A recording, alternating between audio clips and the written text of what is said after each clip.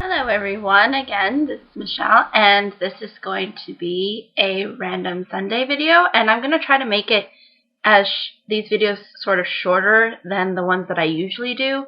So without further ado, here we go. And the first topic that I'll be discussing for this particular Sunday will be advice for people who want to travel to Europe. Now, I have been to many different European countries, and I've been to these various areas. And what I've noticed is that a lot of people assume things that they can do when they're in Europe. And I just want to kind of give them some advice as to how they maybe should approach certain things differently than what people usually assume, and show people how they can have a more maybe productive and enriching experience when they're over there. What I've noticed is that it's very helpful if you, instead of trying to rent a car, go with their regular transportation systems that they have. Go by train, go by bus, go by tram.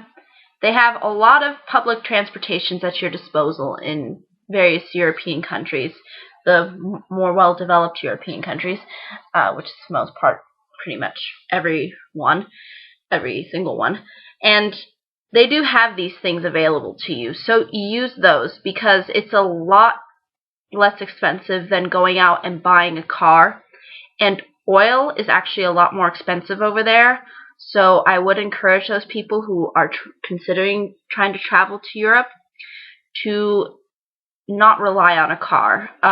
Rely mostly on bus, rely on train, rely on tram. Whatever you see, it's there, and it's there for you to use at your disposal. And they do have access to information if you're traveling, and a lot of people do speak English. So if you don't speak another European language, that's not really a problem,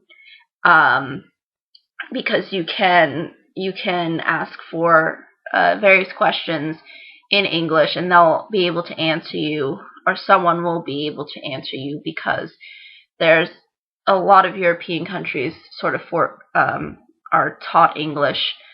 But I think that if you attempt to at least try to speak with someone in Europe in their home language, I think it's a lot more considered respectable, because at least you're attempting on your part to try to learn something. And I think that that reciprocates in a good way. Even if you try and it's not in the best of your ability, or you're not really fully capable of speaking, fluently, that's not the point. The point is that you can maybe just say a few sentences and maybe get a yes or no answer from somebody, or and just having like little handbook guides. Like for example, if you want to travel to Italy, they usually, a lot of Italian tourist guidebooks, they do have small things that you can grasp that are Italian, and I encourage people to attempt to at least say a sentence, in the home language. I think it's really more effective, and it helps you, I think, more because you're willing to do something on your part to try to speak the regular language that everybody's more accustomed to. So I would definitely encourage that. I would encourage that everybody plan ahead. And I would encourage people to plan at least maybe 6 to 5 months ahead. Whenever I go, we always plan it like really ahead of time. It's never really last minute. We always plan what I sometimes I don't really necessarily plan what I want to do, but I plan, getting the ticket, getting all that stuff taken care of. You need to do that ahead of time. That's just really important. And it helps you make sure that you get your flight, and it makes it a really more easy way for someone to have not to deal with certain difficulties that might arise when you don't get your ticket early. Just get your ticket beforehand. And another thing that I would say is to not, if you're planning to stay at hotels, reserve them way beforehand as well. And to not think that, oh yeah, I can just go in and find some hotel in this random town, because my grandpa and my great aunt and uncle, they tried to do that, and it was really, really, really difficult. You don't want to stroll into town and not have a reservation, so reserve. That's the most important thing I could say, is just reserve.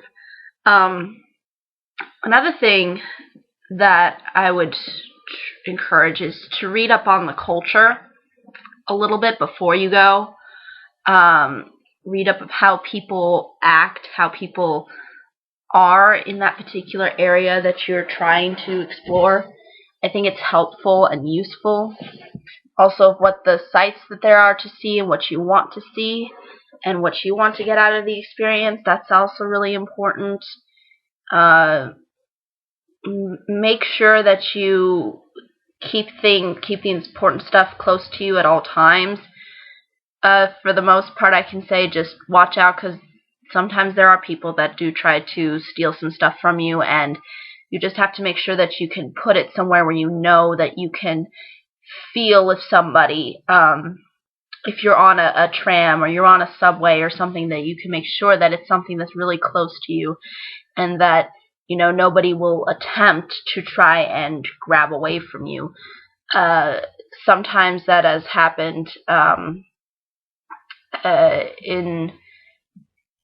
my parents, and it's not the funnest thing, and it obviously can ruin a lot of the things that you have planned. So make sure that you just be aware of people and just try to keep everything close to you. And I think it just goes through by making sure that you are aware of certain things that you're surrounded by, and just to not let anybody else interfere with that, and just to just do and if you have any questions, just go and ask like the nearest tour people. Always ask people that do transportations, and ask them. Just ask as many people as possible. Don't try to be the person that thinks, oh yeah, I'm going to be able to find it. And it actually ends up wasting more of your time trying to figure it out yourself, instead of actually talking to someone who knows the area. And I found a lot of Europeans to be really friendly about that stuff. So if you just ask somebody, and I'm sure that you'll get an answer from somebody. Like you'll just have always access to somebody who can provide you with some form of information. And as far as anything else goes, most important thing is to have fun. Realize that the people and the surroundings are a lot different than they are in America. It's not like you're going to go there and everything is exactly the same as America. There's a lot of things that are different. A lot of the cities, towns are structured very differently. In a lot of European towns, especially the smaller ones, they have a church as the center, and then everything else kind of revolves around the church as the center. Everything has there's a lot of just more landscape and things that you wouldn't see in America. So it's not the same. So don't go into thinking I'm going to see a lot of stuff that's similar and reflective of America. No, it's not. Just because we came from a lot of people that are in America came from Europe does not mean that Europe is like America, because Europe is a lot different than America. And if you watched my first ever video where I talk about European culture, where I do a response video, I address this, and I kind of address more of the cultural kinds of things that are different than what goes on in America. So, if you want to watch that, that's on my channel. But overall, I think that's really all I can say. But again, there's a lot of other types of little questions that I think can just come up from people. So I definitely want to hear what people have questions on. If you're planning to go to Europe, if you're planning an experience for whatever reason, for studying abroad, for business, for anything else, I'd be more than happy to answer any questions that come up. But this is pretty much what I could say. Oh, excuse me. Overall, about what you should be aware of when you go to Europe. And not every European country is the same. Not every European language is similar. There's a lot of different people that you'll meet. And there's a lot of different things that can happen and you can come across. The important thing is just to be prepared and just to be ready.